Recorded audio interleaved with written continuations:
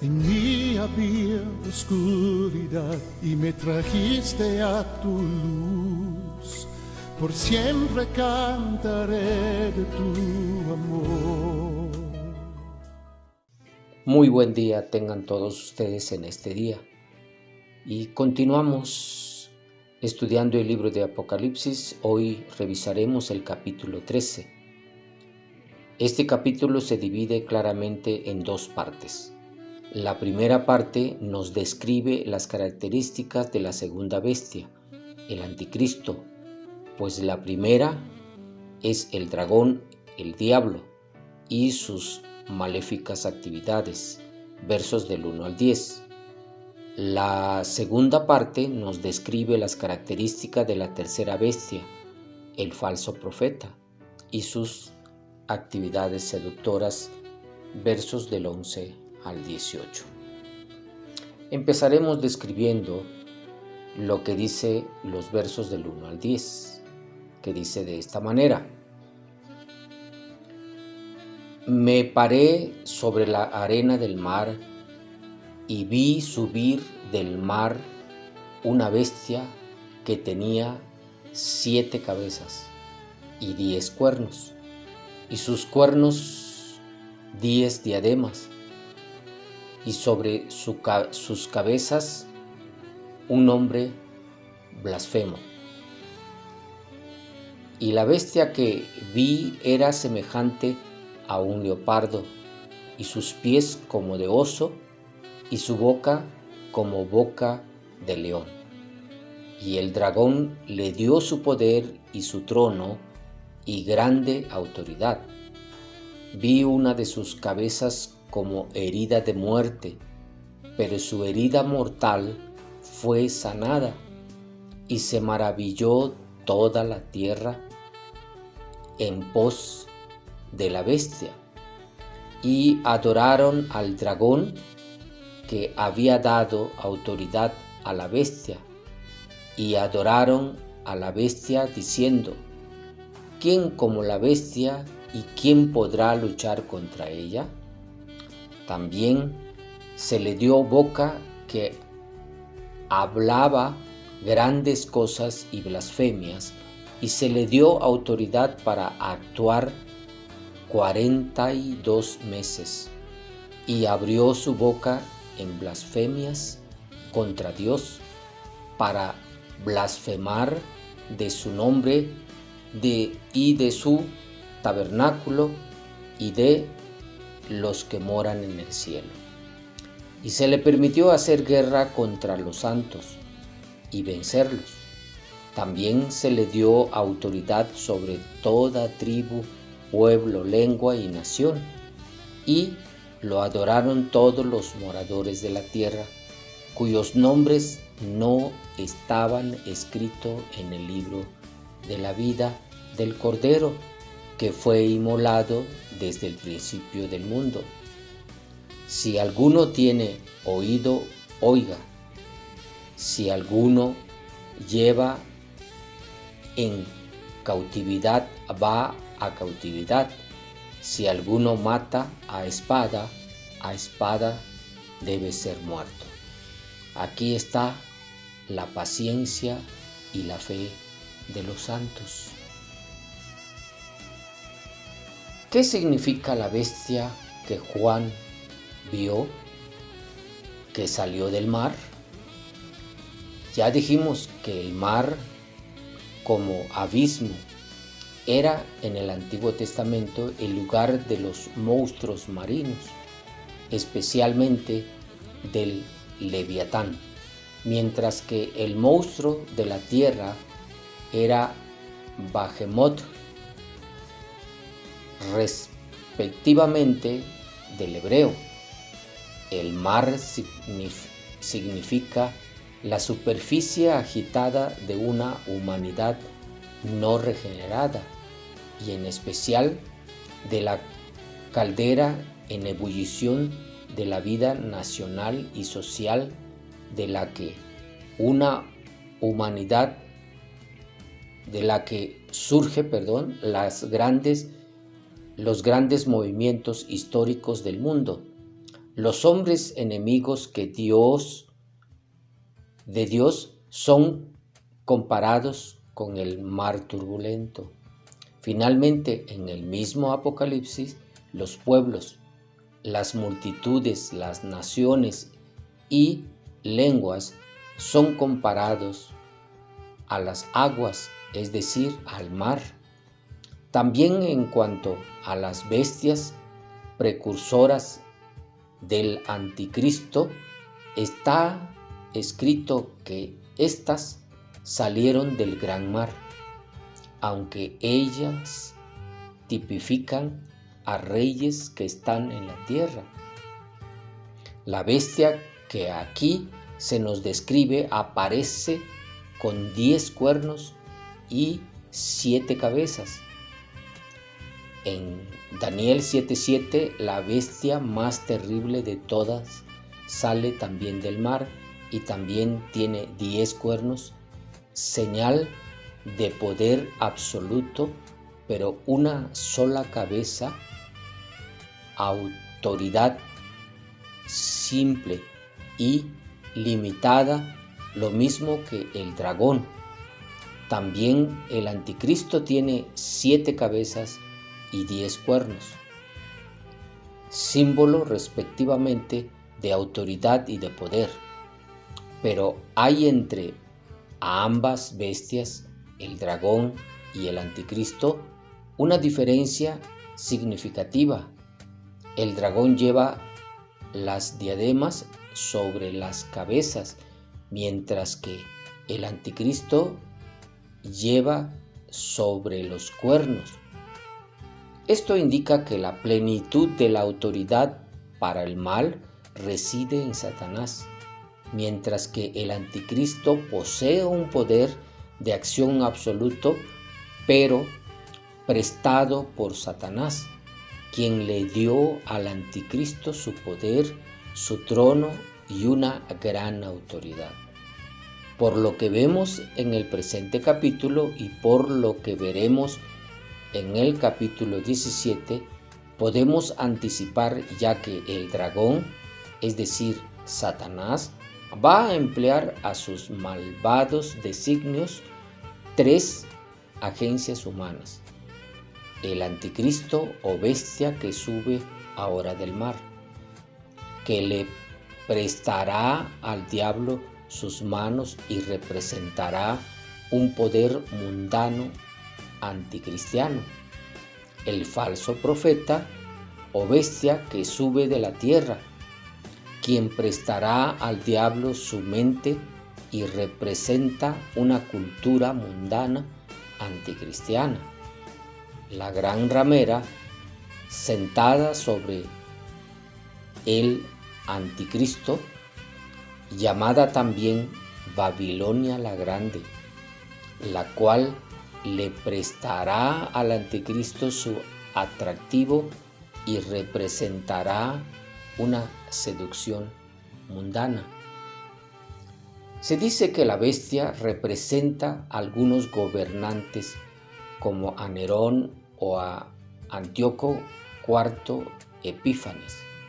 También es cierto que Daniel tuvo todavía más en cuenta el Imperio Romano, simbolizado en las piernas de hierro de la estatua de Nabucodonosor, pero en un plano más lejano de la perspectiva profética. Tanto Daniel en el caso de las 70 semanas como Juan en Apocalipsis vieron surgir en un círculo que tiene su centro y capitalidad en Roma, la Babilonia de los capítulos 17 y 18.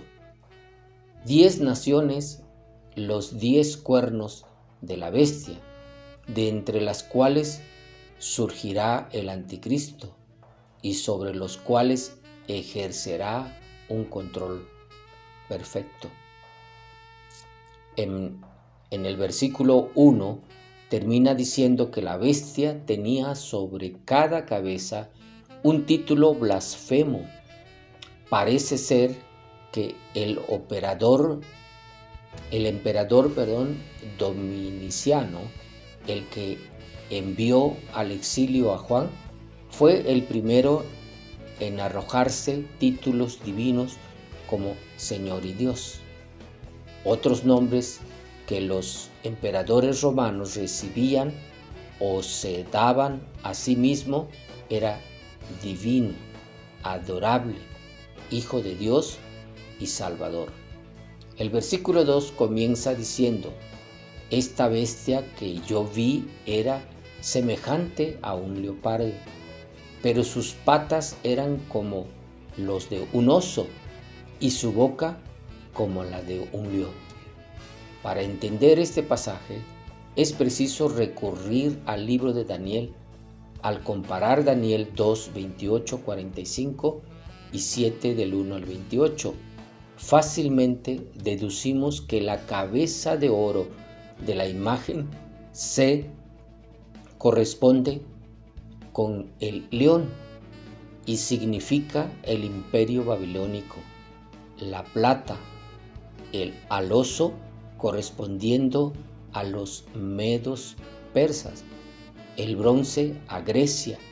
Los pies de hierro representan la cuarta bestia. Podemos asegurar que esta bestia representa al anticristo del Apocalipsis 13:1, con la particularidad de que encarna en sí el conjunto de todas las demás. Tendrá astuta agilidad, la crueldad felina y el poder de camuflajearse.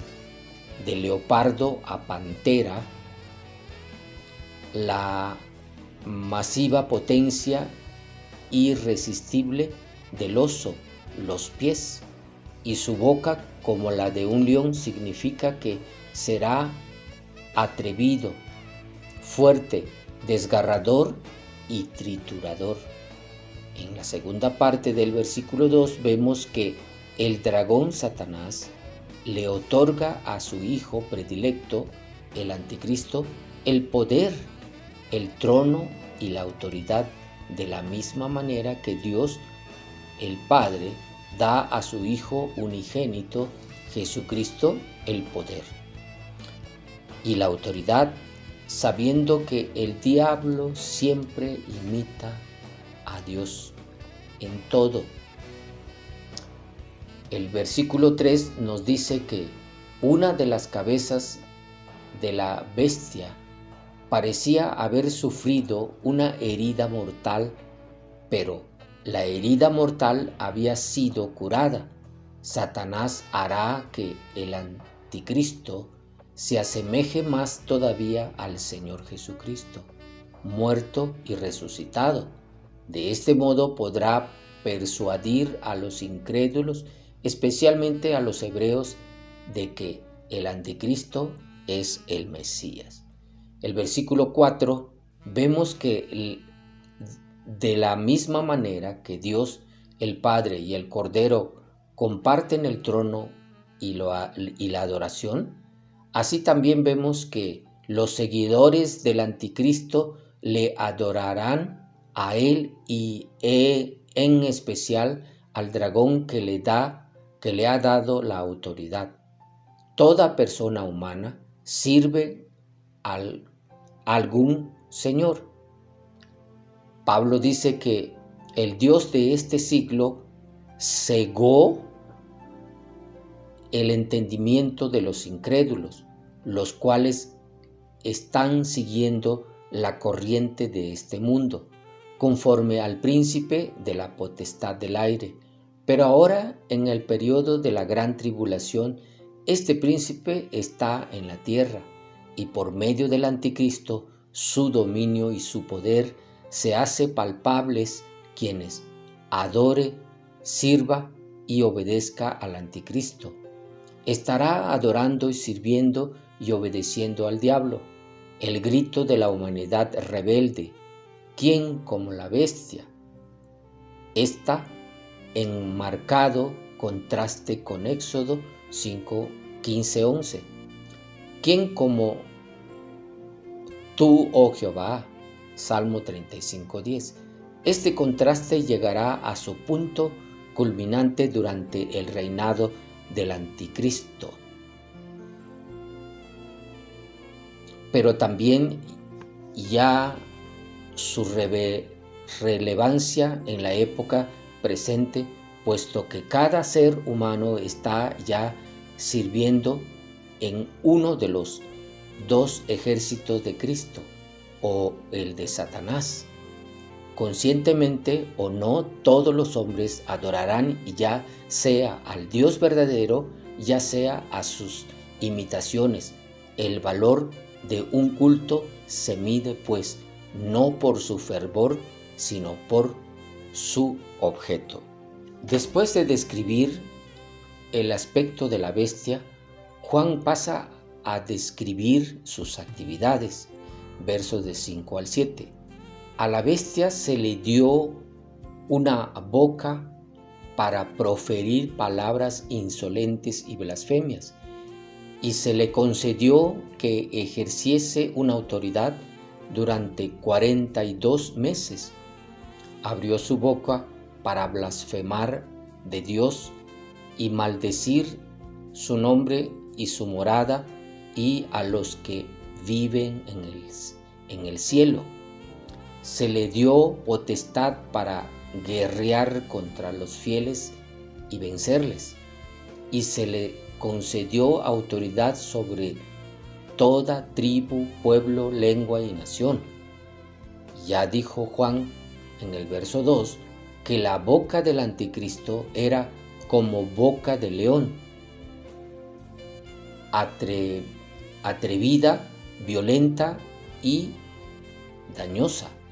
Se le dio de muestra como en muchos otros lugares de este capítulo que se lo debe sí al dragón, pero en último término bajo la permisión de Dios, que rige y controla cuanto acontece en el universo. Esto aparece más claro aún al final del versículo 5, y se le concedió que ejerciese su autoridad durante 42 meses, pues eso indica claramente que es Dios quien pone límite de autoridad, poder y tiempo al dragón y a la bestia, que actúa con el poder recibido del dragón. La boca de la bestia hablaba grandes cosas, es decir, frases arrogantes y altaneras y blasfemias, esto es, insultos horribles y calumnias contra Dios y todo lo sagrado. El versículo 6 especifica contra quiénes va dirigida las blasfemias de la bestia, contra Dios y su persona y en su santuario, así como en los rescatados por él del poder del diablo. El efecto, vemos que blasfema del nombre de Dios, es decir, de la misma naturaleza santa, poderosa y justiciera de Dios, trino, del tabernáculo de Dios en el cual está sentado ahora la bestia, es decir, el anticristo. El original de Segunda de Tesalonicenses 2:4 dice que en el griego original, naón, santuario, pero Juan excepcionalmente no usa naón, porque este término corresponde más bien en Apocalipsis al santuario celeste, sino que kenen, tienda de campaña, para indicar el templo reconstruido en Jerusalén, ahora hollado por el anticristo y sus secuaces. En este templo y contra este templo lanza la bestia sus palabras altaneras y blasfemas. También blasfema de los que viven en el cielo, esto es, de los ángeles y especialmente de la iglesia que ya se encuentra ahí, de la cautividad que le ha sido arrebatado al diablo y está ahora total y perfectamente redimida. Esta actitud blasfema del anticristo ya estaba prefigurada en Daniel 7:8. No cabe duda de que la resurrección y ascensión gloriosa de los dos testigos, 11:11, habrá colmado el furor del dragón y de su principal agente, el anticristo. La profecía de Daniel 7:21 nos da la clave para entender de qué santos se nos habla en el verso 7 y qué clave de victoria es la que el anticristo consigue sobre ellos. Ahora bien, Daniel 7:21 vemos que los santos de aquí son los santos del Altísimo. Daniel 7:22, en favor de los cuales lucha el arcángel Miguel. Daniel 12:1, son los judíos que han aceptado a su Mesías, pues ellos son los que van a reinar con él durante el milenio, inmediatamente antes del cual van a resucitar los que cayeron muertos en la persecución desencadenada por el anticristo. Por tanto, la victoria de este no puede ser espiritual, sino física. En el verso 8 dice, y la adoración a la bestia, todos los moradores de la tierra, cuyos nombres no están escritos desde la fundación del mundo en el libro de la vida del Cordero, que fue inmolado. Quienes van a adorar a la bestia son, pues, los inconversos que se muestran impenitentes y recalcitrantes durante esta segunda parte del periodo de la gran tribulación.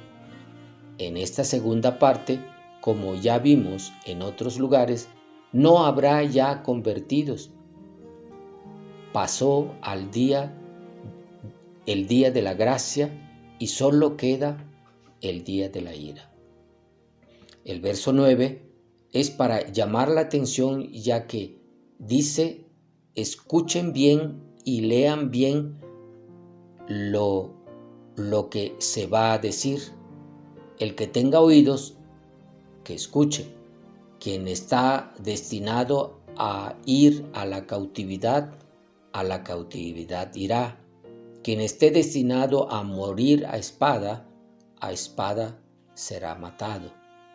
El verso 10 hace referencia a que el anticristo perseguirá a los creyentes y en este caso cada uno debe resignarse a sufrir la persecución que le está destinada, con lo que se muestra la fe y la paciencia de los creyentes que perseveren.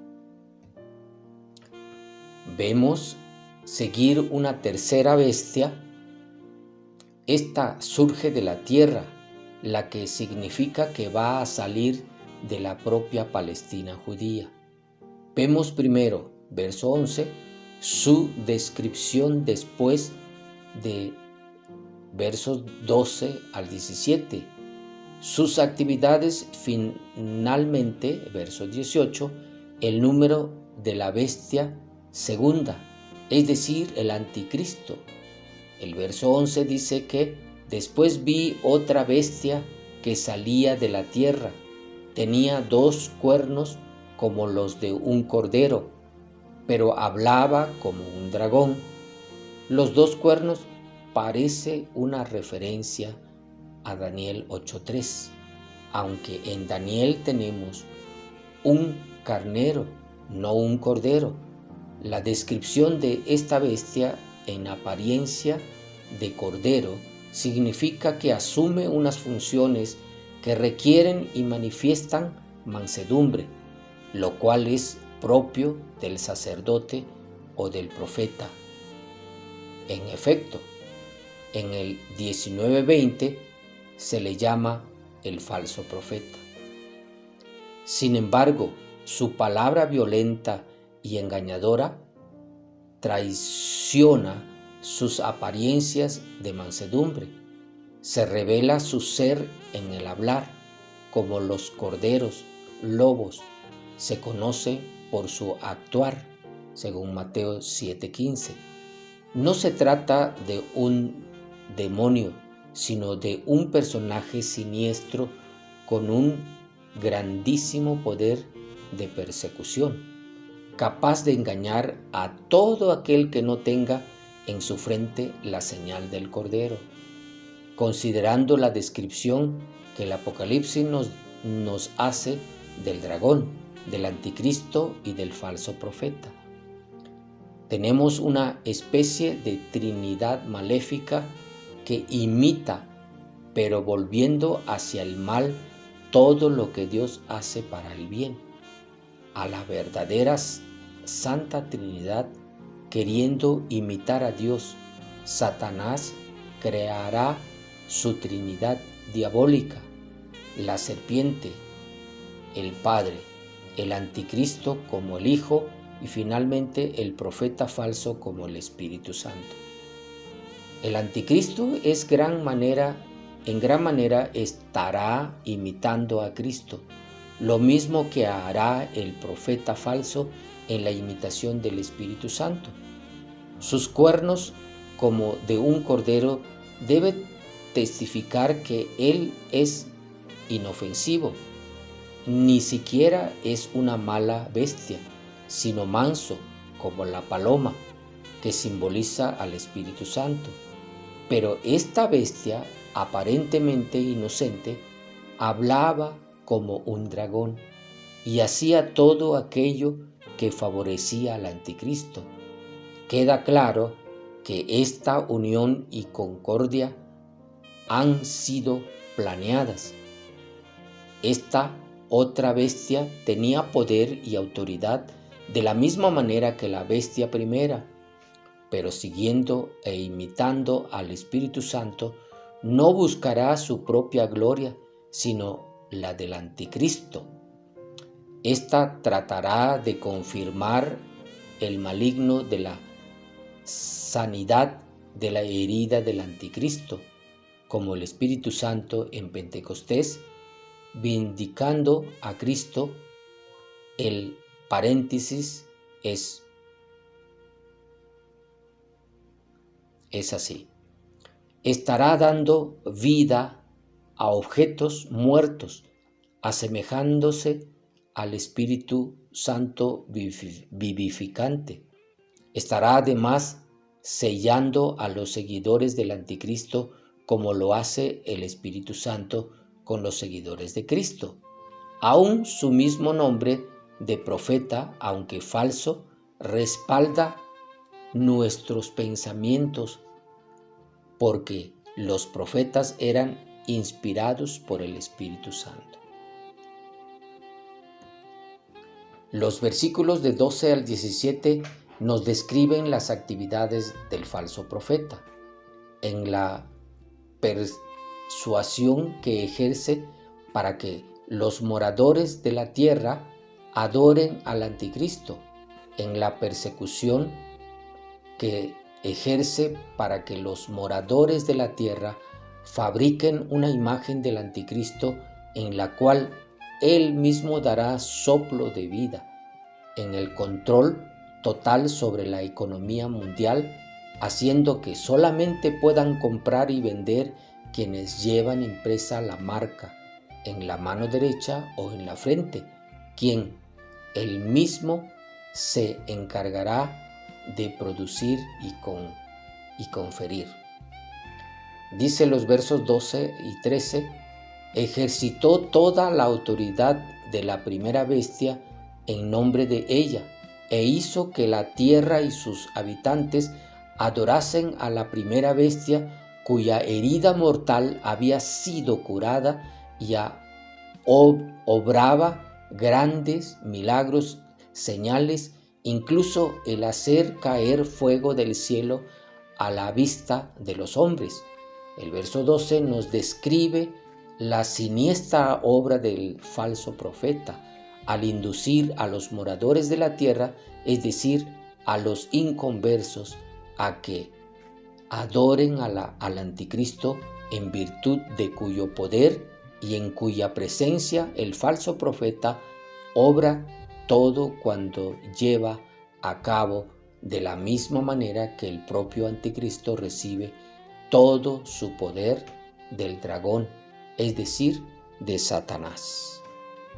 El versículo 13 vemos que de la misma manera que Juan el Bautista, como el espíritu y el poder de Elías, había de ir delante del Señor para prepararle el camino de su primera venida, así también para imitar una vez más a Dios. El anticristo dará poder al falso profeta para que haga grandes señales, es decir, falsos milagros, pero muy espectaculares, incluyendo el hacer descender fuego del cielo a la tierra a la vista de los hombres, exactamente a imitación de Elías, cuando rebatió a los sacerdotes de Baal, haciendo vagar fuego del cielo sobre el sacrificio ofrecido al Dios verdadero, y cuando aniquiló a los enemigos de Jehová. Pasemos ahora a los versículos 14 y 15. A causa de los prodigios que se le concedió poder realizar en nombre de la primera bestia, engañó a los habitantes de la tierra. Ordenó a los moradores de la tierra que hiciesen una estatua en honor de la bestia, que había sido herido a espada y con todo estaba viva. Se le dio poder de infundir aliento de vida en la estatua de la primera bestia, para que incluso pudiese hablar y hacer que se diese muerte a cuantas rehusasen adorar la estatua. En un tiempo en que los milagros sensibles, palpables, se van haciendo cada vez más raros, no solo porque ya tenemos la palabra de Dios, sino también porque la fe va decayendo y lo ahora todavía más al tiempo próximo de la segunda venida.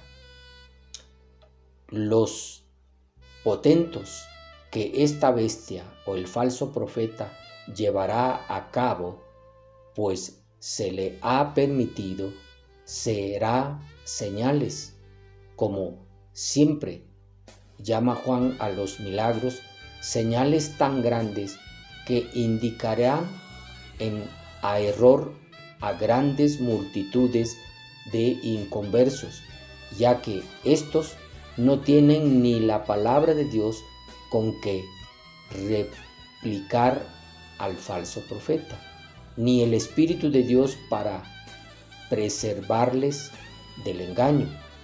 Por otra parte, no se concibe culto idolátrico sin imagen. Por ello, el falso profeta ordenará a los moradores de la tierra que le hagan una imagen, esto es, una estatua, a la bestia que tiene la herida de la espada y continuó con vida. Notemos que el anticristo, con el poder satánico que se le ha otorgado, recobrará la salud tras de haber recibido una herida mortal. Pero se trata de la recuperación extraordinaria de la salud, no de una resurrección, pues que hasta ahí no llega el poder del diablo, ya que solo Dios puede devolver la vida a un cadáver.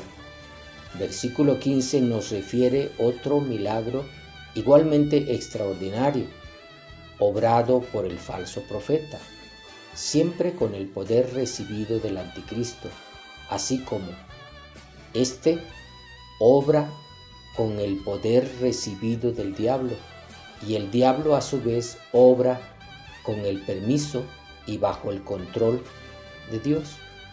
Hacer que la estatua del anticristo hablase,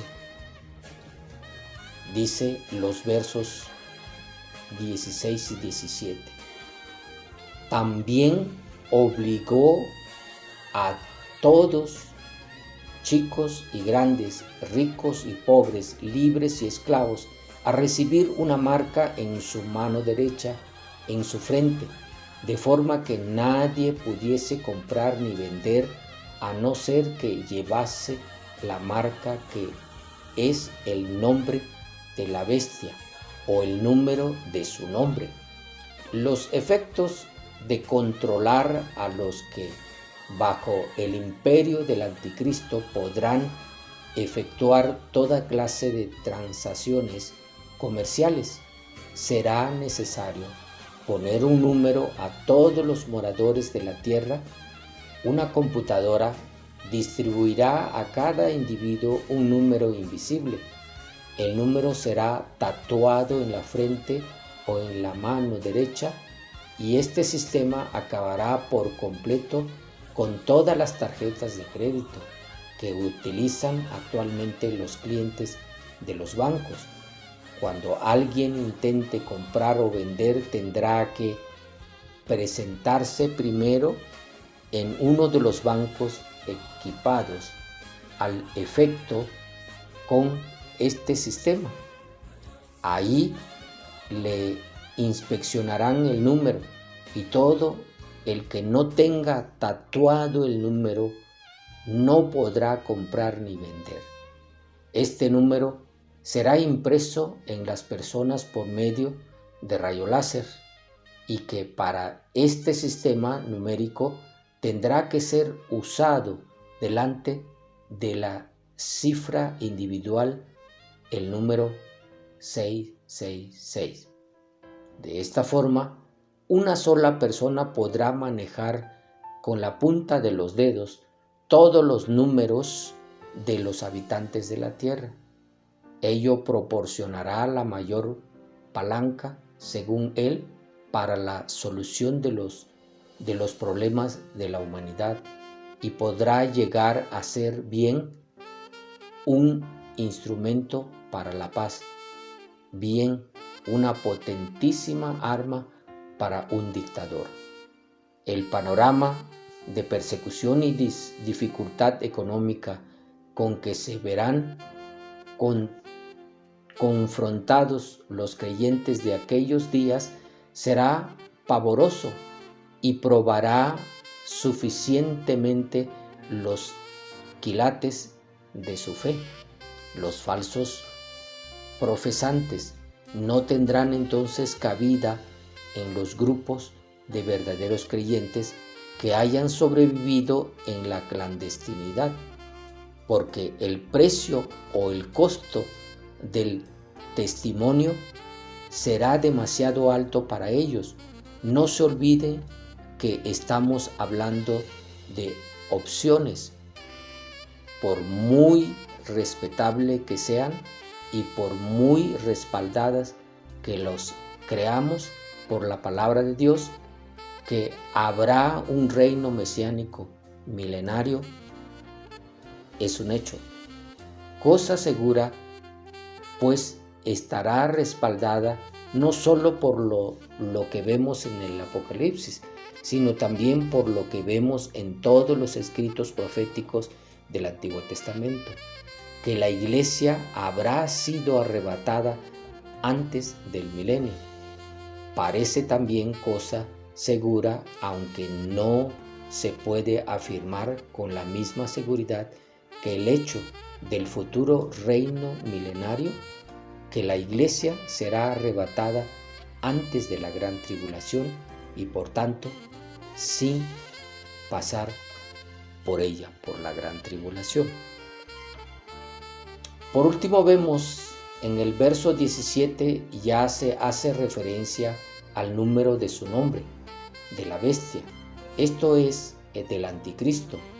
El versículo 18 lo declara con más detalles. Esto requiere sabiduría. El que tenga ingenio, calcule el número de la bestia, pues es cifra de hombre. Su cifra es 666.